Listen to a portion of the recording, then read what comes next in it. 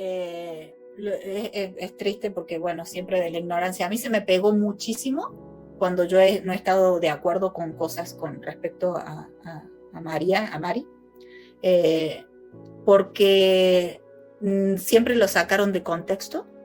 A mí me decían, ay, tú la atacaste cuando sacó su podcast. No era por su podcast, era una publicación que yo saqué mucho antes, que la sacaron de mi Facebook, que pedí disculpas de la forma en que lo escribí, pero no pido disculpas de lo que pensaba, ¿no? Porque de verdad pensaba eso y me sentí muy dolida. Nadie sabe por qué yo me sentí dolida. Y tiene que ver con declaraciones que a través de años ella ha hecho. Yo no hablaba del tema. Yo no tocaba ese tema. Durante años estuve callada y escuchaba las versiones del que no estuve, nunca estuve. Pregúntenle a Liliana, ella está en Argentina. Siempre echando la misma versión que Sergio dio, me la estaba echando ella después de no estar ya con Sergio. Entonces yo decía, ¿por qué? O sea, estamos queriendo, ¿no? Me estás tirando a mí cuando tú sabes muy bien cómo fueron las cosas, muy bien. Y después, aparte de decir, yo soy la esposa y ellas eran las que venían y se juntaban por un disco, yo dije, perdón, que estamos, o sea, me estás diciendo justamente tú, que fuiste la que me fuiste a hablar y a convencer a mi familia para llevarme, y no en mi caso, solamente en varias personas. Sí. O sea, estás diciendo... Estás hablando. No, que nos fuimos a acostar, porque nos estás tratando de putas, de prostitutas. Y después con su podcast, encima, que dice que yo llegué a los 17 años, ¿por qué? ¿Por qué dices que yo llegué a los 17, que me conociste a los 17 años? ¿Con qué intención lo dices? ¿Por qué? Porque hay algo atrás encubierto, que en realidad me buscaste a los 14 años, en el 93. ¿Por qué tapamos eso? ¿Por qué decimos que Liliana era la más cariñosa, cuando sabemos todos que no fue así? ¿Por qué ofenderme de esa forma, queriendo mostrar como que hay una empatía, pero no es una empatía, es un ataque encubierto? Cuando después decimos que era la monja en el burdel, o sea, cuando después decimos te perdono, Karina, o sea, ¿por qué?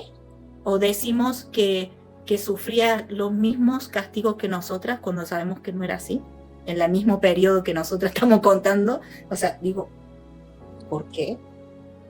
O sea, ¿por qué? O decir que yo fui la instructora del bootcamp en España cuando nunca di clases en España.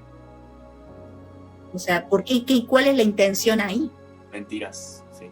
¿Entiendes? O sea, ¿cuál es la intención? Y eso es lo que yo no estoy de acuerdo, y tengo derecho a defenderme, porque yo no voy a desmeritar la historia de ella, de lo que yo no haya visto y de lo que ella haya sufrido, jamás. Porque yo siempre, lo he dicho, yo siempre consideré que ella y Gloria fueron víctimas de él. Acá hay una diferencia en que nosotras fuimos víctimas de los tres.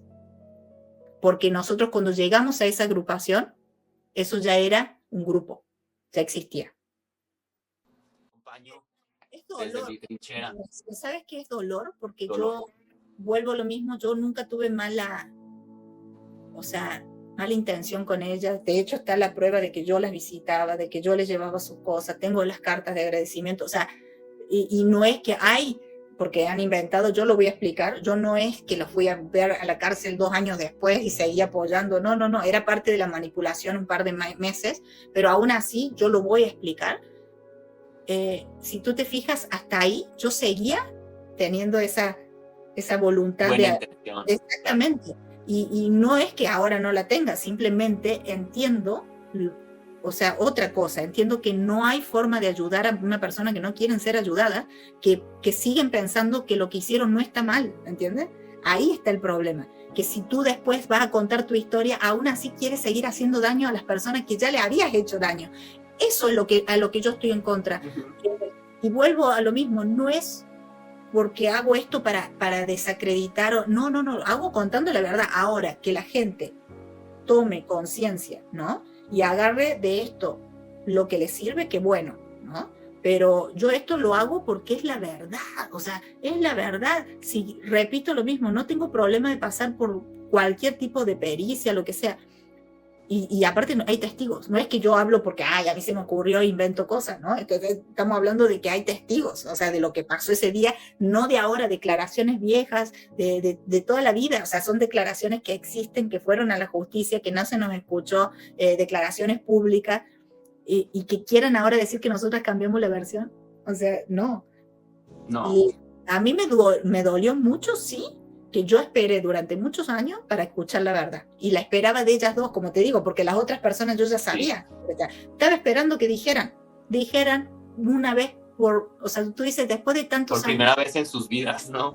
Es el momento de tú dices, te tome 10, 20, no importa, pero tomó 20, recapacitar y decir la verdad, qué bueno, pero no importa cuándo, nunca es tarde, lo hagamos.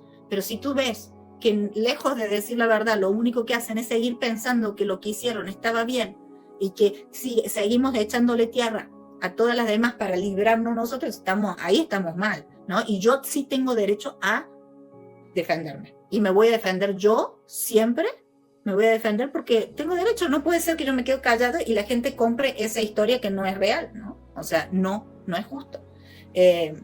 Pero vuelvo a lo mismo, esto no es un ataque, decir la verdad no es un ataque, es lo que pasó y me voy a mantener en eso y voy a seguir contando la historia, ¿no?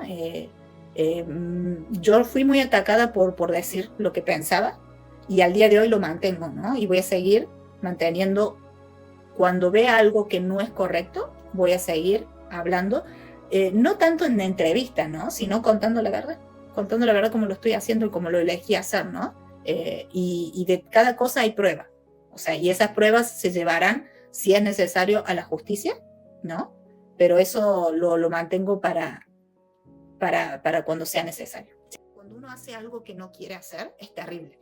Es como una condena, ¿no? O sea, y si tú no lo procesas y no lo hablas, te duele la vida.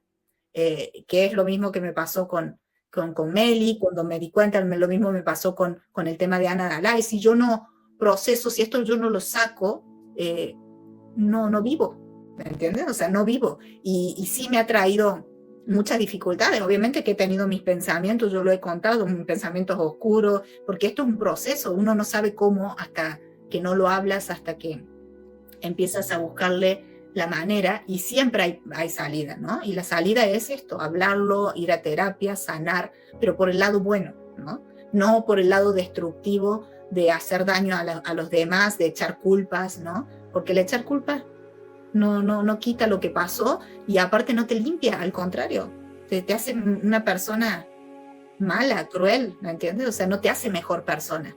Que otros te vean bien, que te vean como un santo cuando no lo eres. O sea, porque te estás engañando a ti mismo. Entonces, no tiene sentido. Para mí es mucho más valioso el estar tranquilo con uno mismo, el no mentirse a uno mismo, y que cuando veas a esas personas que en algún momento, si te tocó o no te tocó hacerles daño, los puedas mirar con tranquilidad, ¿no? Y puedas tener una conversación porque ya está todo bien, porque sabemos que nada fue con mala intención.